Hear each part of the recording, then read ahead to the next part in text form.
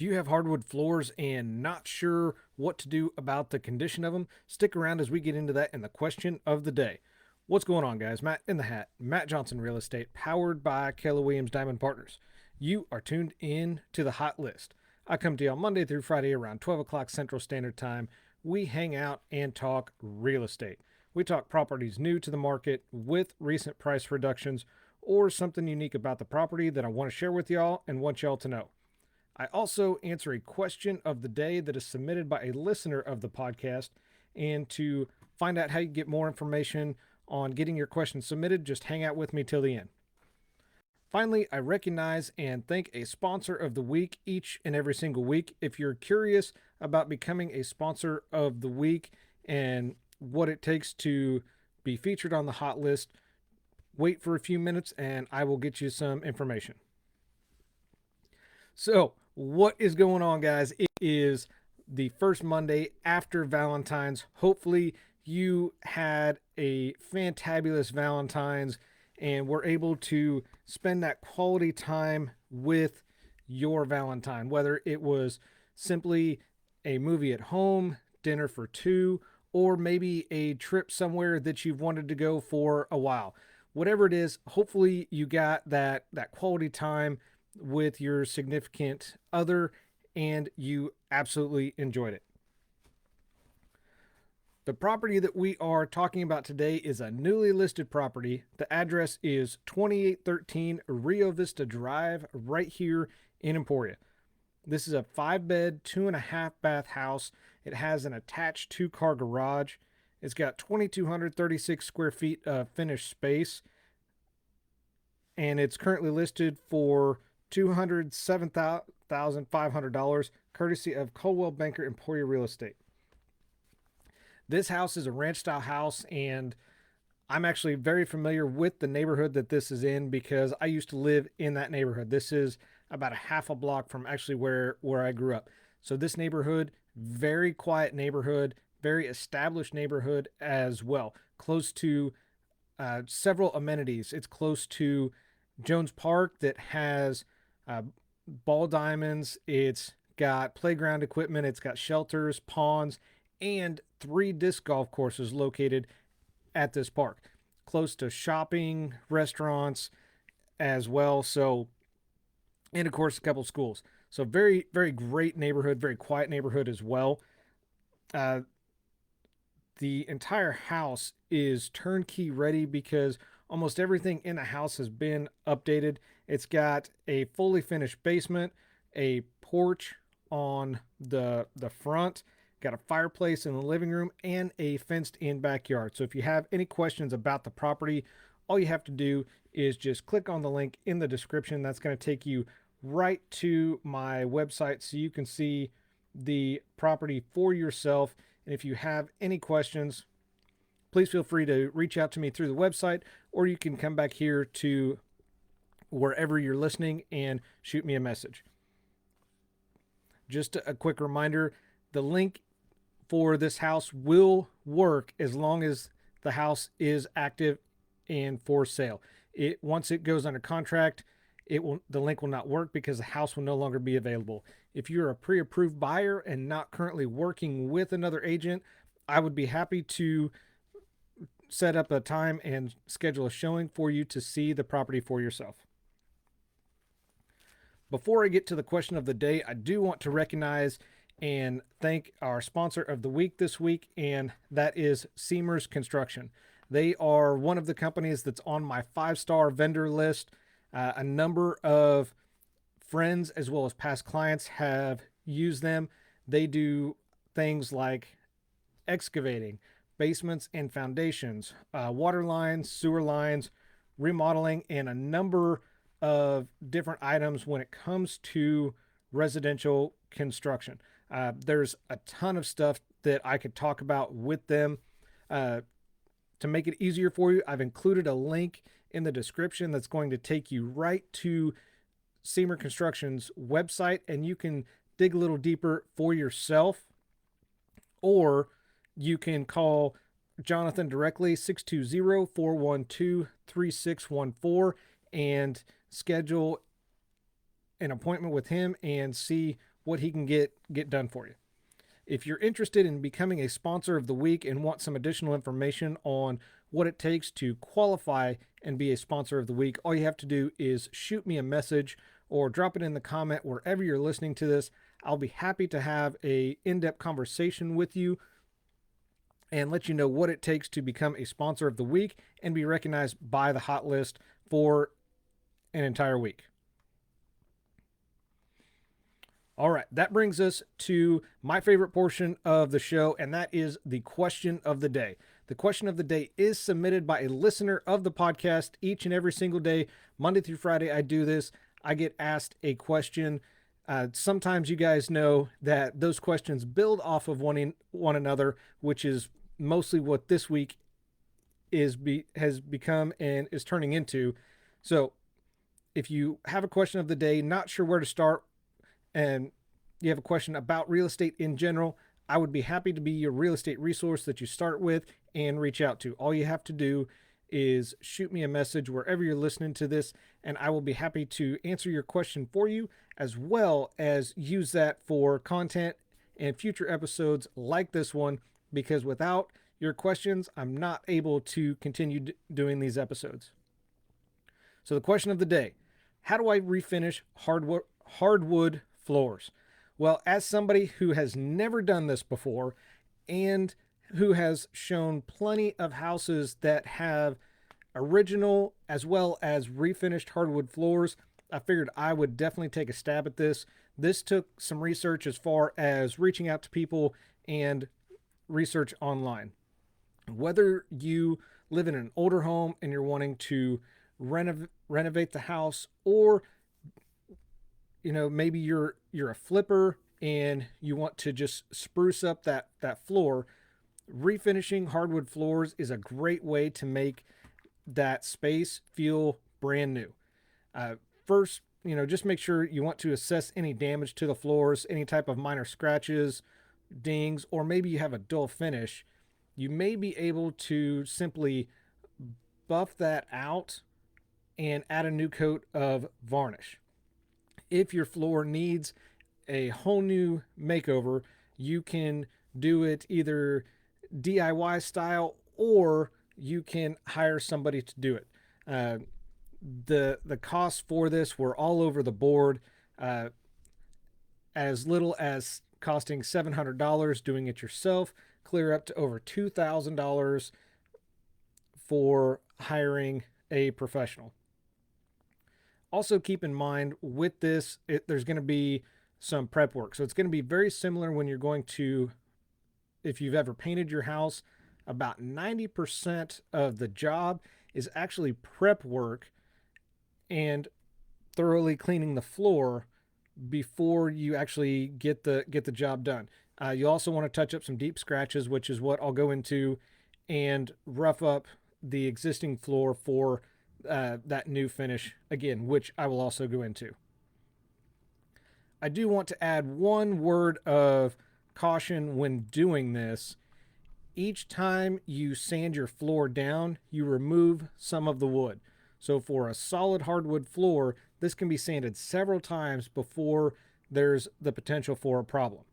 Now, however, if you have laminate floors, because there's a thin layer of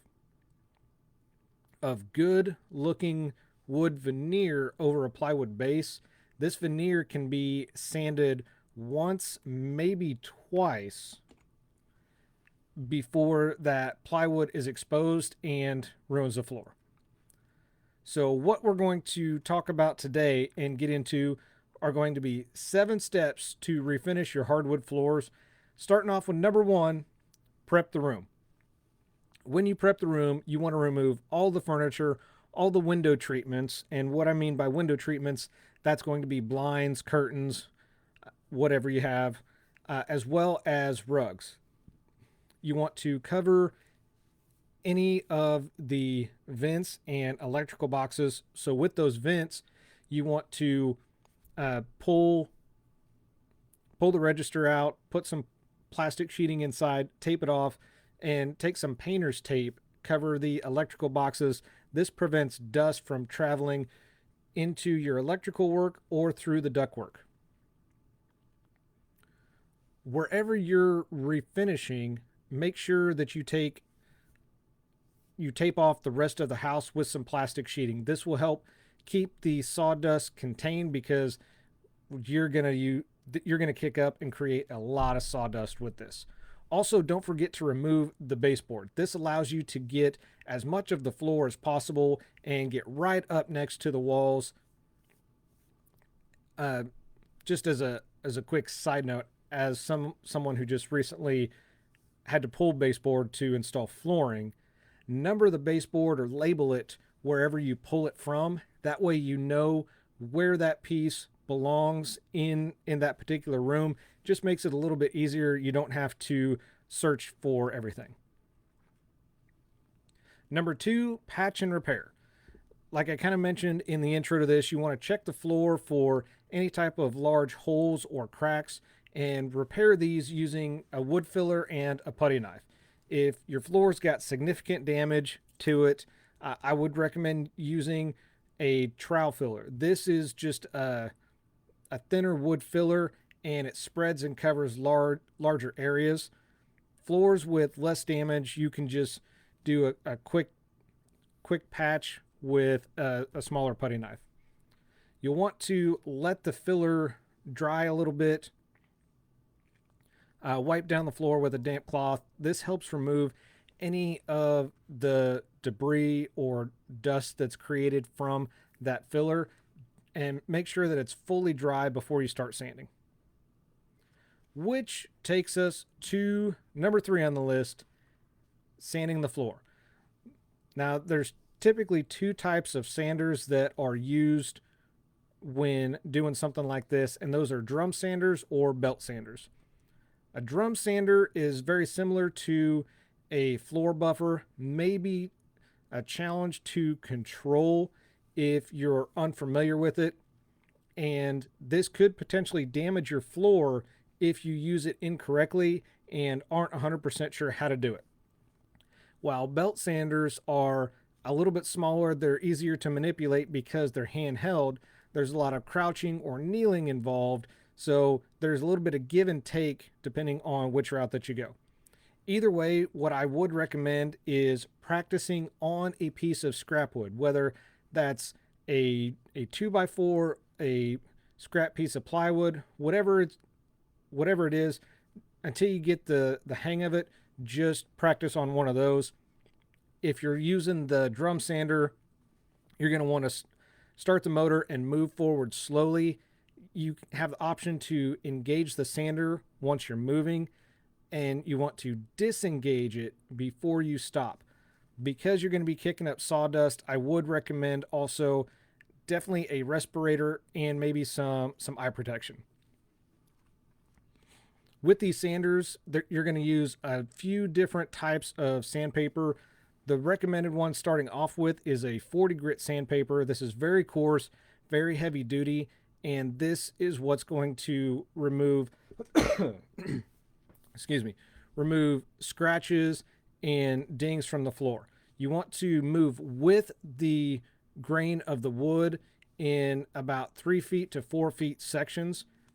Regularly check the sandpaper and change it as needed. No matter which sander that you use, it can be a little bit larger and cumbersome to use once you get up close to the wall and in the corners as well. I would recommend sanding those by hand or just a smaller sander using that same 40 grit sandpaper. And then of course you're going to repeat this entire process. Once you're through with that 40 grit, you're going to change to 60, do everything, then 80, then 120. And with this, each round makes the wood smoother and smoother.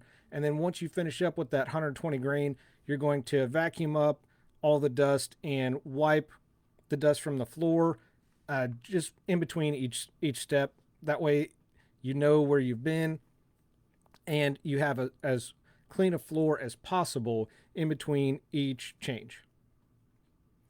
Number 4, buff the floor.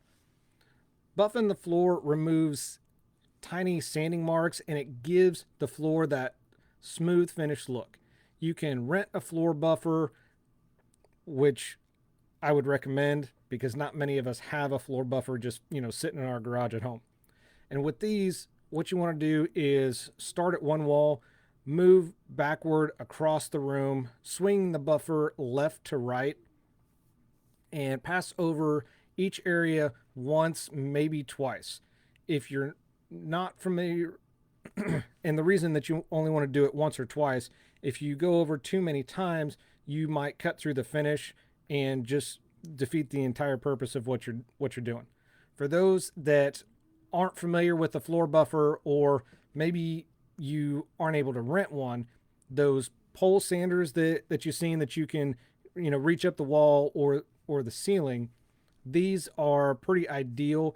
They are more time consuming, but they're easier to use and a lot more affordable. And with these, whether you do the buffer or the pole sander, you want to use 120 grit sandpaper and buff the floor along each board, just moving like a back and forth motion going with the grain. Number 5, prep for stain or sealer. So at this point, you want to ensure that the floor and the entire room are completely clean and wiped down. Anything that is on the floor will affect the finish. I would even recommend wiping down walls to prevent any dust from falling from the wall to the floor while your stain or sealer is drying. Use a shop vac with a brush head on it to thoroughly clean the floors, and follow up with a sticky tack cloth. This helps remove any remaining particles that are going to be on the floor as well. The best technique for the stain to penetrate the floor evenly is a technique that's called water popping. What you do is you mix a solution of 1 part denatured alcohol and 2 parts water. Best way to apply this is with a pump sprayer. So just pump and spray, cover the floor completely. Run a rag or mop over the floor. This is going to evenly distribute the solution, and usually this takes about 30 minutes to dry. The reason that you're doing this actually causes the wood grain to rise a little bit, and this is the best way for the wood to accept the stain or the sealer. All right, so we are on to number 6, which is applying the stain. So now you're down to bare floors and you've got everything prepped.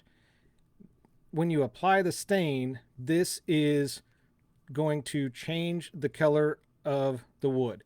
If you don't want to change the color of the wood, just want to go back with the color or the natural color that it was, skip this step entirely, just move on to number 7.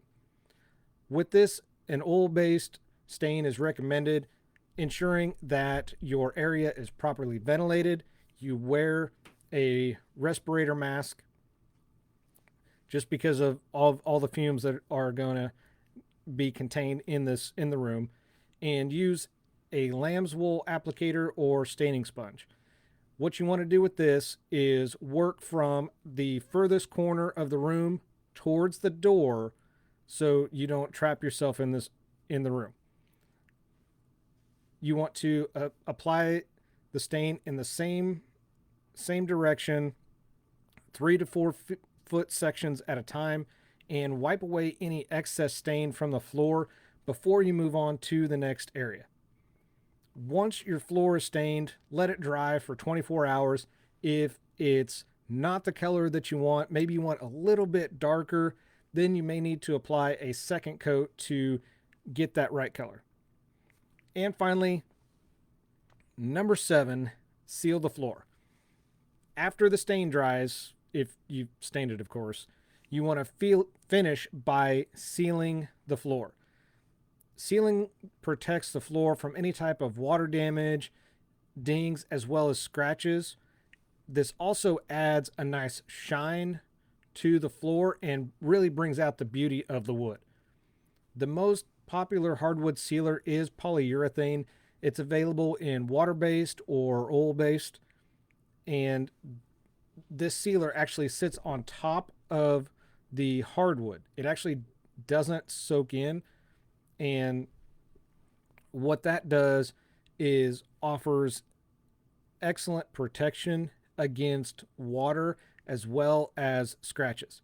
There's a variety of finishes available with polyurethane. Uh, there's glossy and matte. So just choose the one that you want. The same steps from number 5 you're going to follow in this one as well. Apply it with this because it's going to take a little bit longer. I would recommend one of those mini sponge rollers so you can cover a lot of room.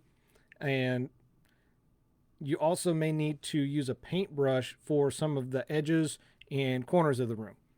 Just like the stain, you want to work in small sections going with the grain of the wood.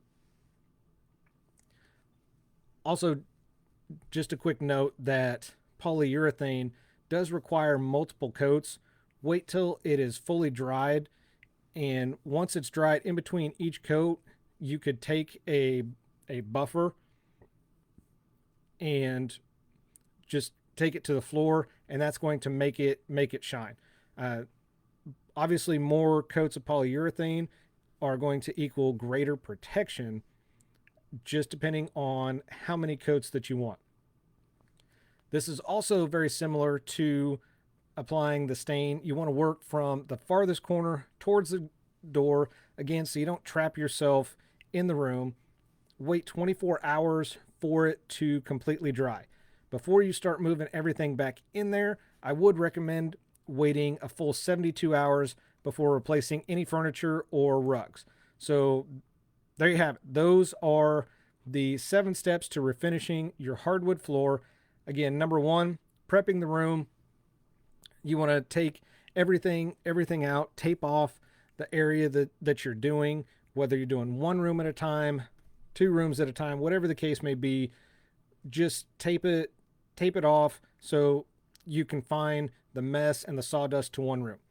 Number 2, patching and repair any type of holes or cracks in the floor. Fill with wood filler and a putty knife, wipe down, and get ready to sand. Number 3 is sanding the floor. Whether you use a belt sander or a drum sander, you're going to use a ton of sandpaper, starting with 40 grit, working your way up to 120 grit, and just going with the grain of the wood. Step 4, buffing the floor.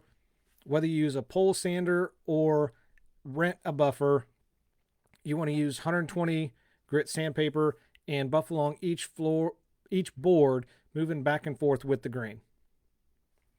Number 5, prepping for stain or sealer. Just make sure the room's completely clean, even wiping down the walls, because any dirt or dust, debris that falls is going to get absorbed in that stain once you lay it down. Number 6 is applying the stain. Again, if you want to leave the floor the same color, you can skip this step and move on to the next one. And finally, number 7 is sealing the floor. Once the stain dries, you're going to apply a polyurethane sealer. This is the most popular because it really brings out the shine of the wood while protecting from any type of water damage or scratches. So that's it. If you guys have any questions, please feel free to reach out to me. I would be happy to be the real estate resource that you start with and at least get you going in the right direction. So thank you guys so much for tuning in. Again, I'm your host, Matt Johnson with Keller Williams Realty. I do this because your experience matters and should be trusted with a veteran. Y'all have a phenomenal day, and I'll see you tomorrow. Take care.